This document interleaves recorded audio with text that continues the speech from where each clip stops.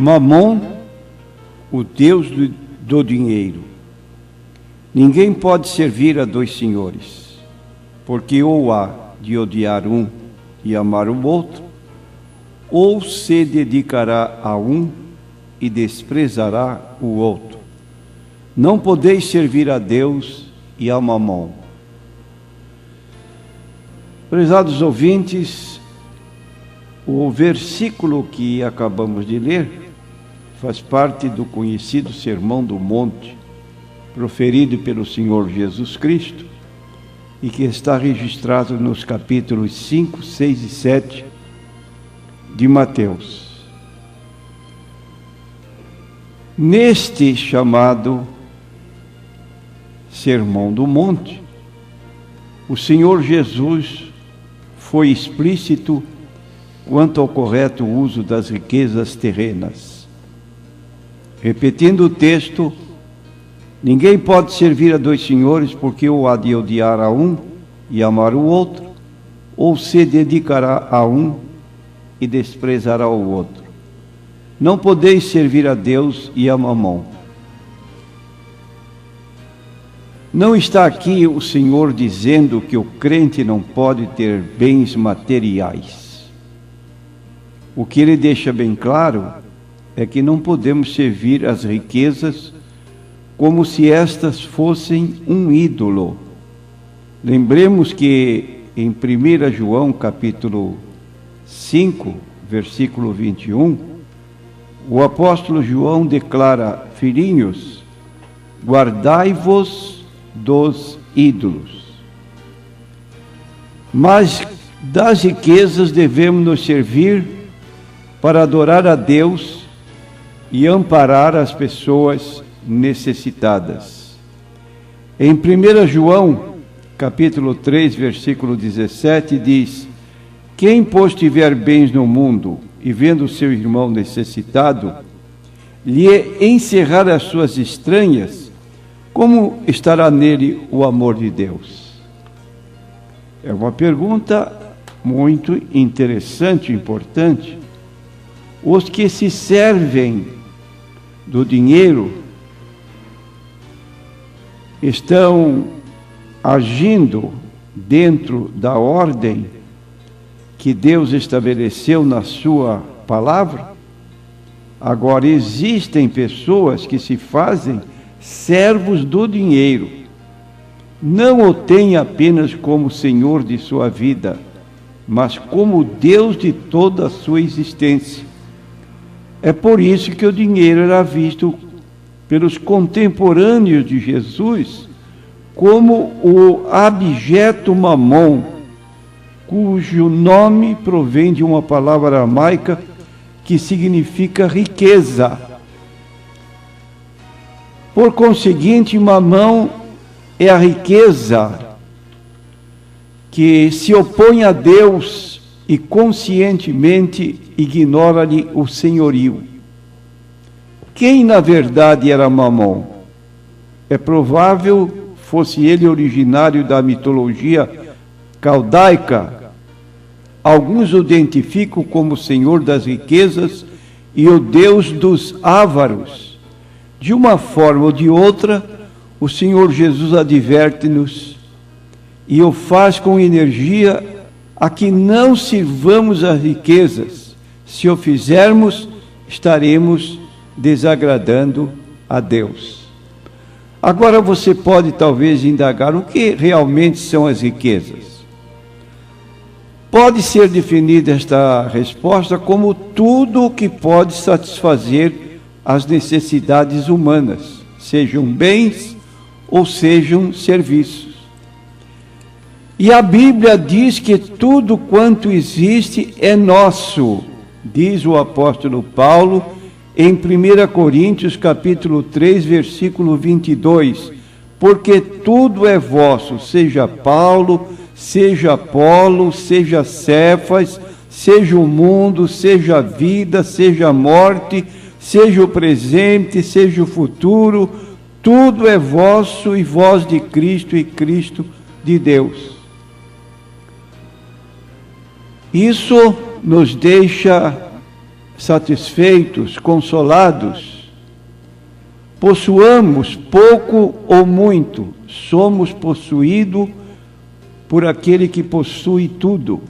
Tudo aquilo que o Senhor permitiu que viéssemos a ter, usemos para a sua glória e para diminuir o sofrimento dos mais necessitados.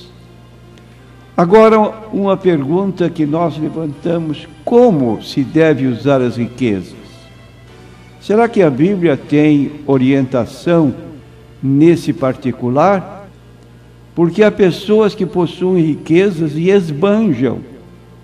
Lembremos-nos da parábola que Jesus contou a respeito do filho pródigo. Ele exigiu do pai a parte da sua herança, sentiu-se livre dos olhares severos do seu pai e partiu para uma terra longínqua e ali viveu dissolutamente, gastando seus bens nas orgias. O gasto foi total. Ele ficou sem dinheiro, não tinha trabalho e, para sobreviver, procurou um emprego e alcançou um emprego de tomar conta de porcos e desejava alimentar-se com as migalhas que eram jogadas aos porcos e ali daquilo ele comia. Então, quando nós lemos o título desta parábola contada por Jesus, filho pródigo, significa filho esbanjador. E há pessoas esbanjadoras, que podem ser os pais, que podem ser os filhos, que se aproveitam de um direito de filho e exigem dos seus pais aquilo que às vezes não está ao alcance deles. Você é uma pessoa que, tendo riquezas, sabe usá-las razoavelmente? Então escute o que a Bíblia declara sobre a forma de gastarmos o nosso dinheiro, seja pouco ou seja muito. Em primeiro lugar, consideremos a nossa responsabilidade para com Deus, através dos nossos dízimos e ofertas.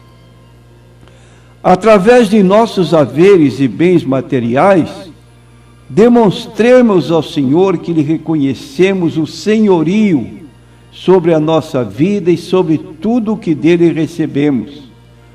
Davi fez uma oferta valiosa para a construção do templo de Jerusalém, a ponto de as ofertas ultrapassarem as necessidades e ele recomendar ao povo que parasse de mandar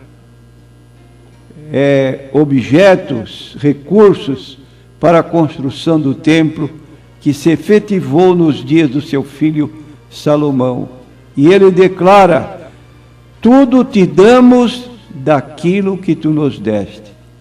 Aí está uma pessoa que reconhece que tudo que vem às suas mãos é uma bênção de Deus, porque do Senhor é a terra e a sua plenitude.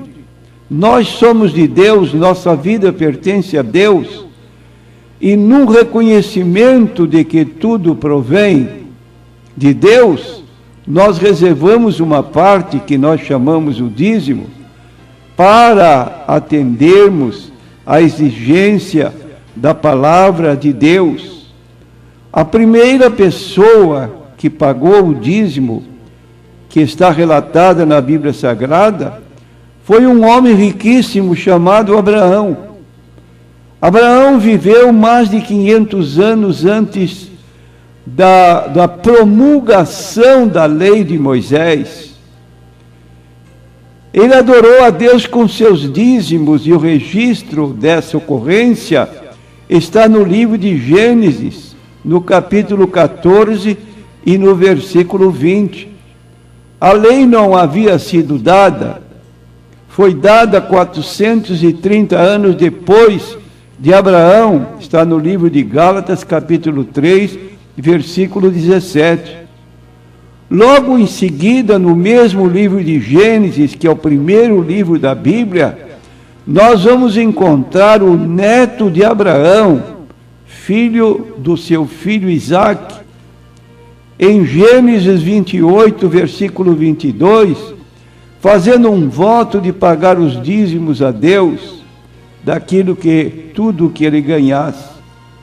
Então, aqueles hoje que recusam a pagar o dízimo, alegando que é uma exclusividade da lei mosaica, deviam ter em mente essa passagem bíblica e o significado dela representado dentro do próprio Novo Testamento. Abraão entregou seus dízimos a Melquisedeque, que representava a ordem sacerdotal de Cristo. Capítulo 7 do livro de Hebreus fala isso. Melquisedeque, aliás, representava o próprio Cristo. Diz o texto de Hebreus, capítulo 7, versículos 4 a 5. Considerai, pois, quão grande era este, a quem até o patriarca Abraão deu os dízimos dos despojos, e os que dentre os filhos de Levi recebem o sacerdócio, têm ordem, segundo a lei, de tomar o dízimo do povo, isto é, de seus irmãos. Ora, se até Levi, na pessoa do seu ancestral, Abraão, pagou dízimos ao Senhor Jesus, tipologicamente representado por Melquisedeque, por que haveríamos nós de negar os dízimos a Deus, consagrando-os a Mamon? Tenhamos cuidado, o que é de Deus não se retém, pois se retiver, será menor as provisões da parte de Deus para nós. Em segundo lugar, como se deve usar as riquezas, é a nossa subsistência. A fim de que o nosso dinheiro seja realmente abençoado, é mister que, além de sermos fiéis dizimistas, sejamos bons administradores. Um mau administrador acabará por ser um péssimo dizimista. Por isso, todas as vezes que você, meu prezado ouvinte, for assediado por ímpetos consumistas, como hoje se vê através da televisão, tantas ofertas são feitas que a pessoa perde a cabeça e começa a pensar, as prestações são suaves, e forma 1, 2, 3, 4 prestações ou até mais, chega no fim, faltam-lhe recursos. E aí há uma advertência do profeta Isaías, no capítulo 55 do seu livro. Ele pergunta: por que gastais o dinheiro naquilo que não é pão, e o produto do vosso trabalho naquilo que não pode satisfazer? Quantas pessoas do sexo feminino que não podem resistir à tentação de comprar mais uma peça, e mais uma roupa, e mais um sapato, e às vezes fica tudo acumulado no seu quarto, e por fim ela não usa mais e doa. Foi apenas o ímpeto consumista. Cuidado com os gastos exagerados. Deus tem compromisso com a nossa subsistência e não com os luxos e oferendas que muitos depositam aos pés do perverso Mamon.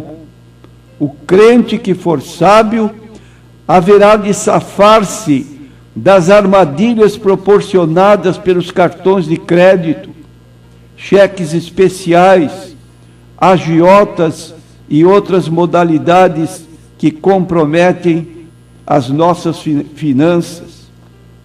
Deus quer que todos nós, seus filhos, tenhamos uma vida tranquila e abençoada. E aí precisamos então pedir direção a Deus, sobre este particular, para que Ele nos conceda sabedoria para nós agirmos consentaneamente com a sua vontade. E como lemos em 1 João 3,17, não esqueçamos a filantropia cristã. Não se esqueça de ajudar os mais necessitados. Quantas pessoas ao nosso derredor que estão precisando de ajuda financeira. Nas nossas igrejas formamos aquelas cestas básicas para serem distribuídas aos mais necessitados, e é preciso que nós contribuamos para que estas cestas básicas tenham o suficiente para aquela família necessitada que vai recebê-la. Prezado ouvinte, você serve a Deus, cuidado com o Deus Mamon, é o Deus da riqueza.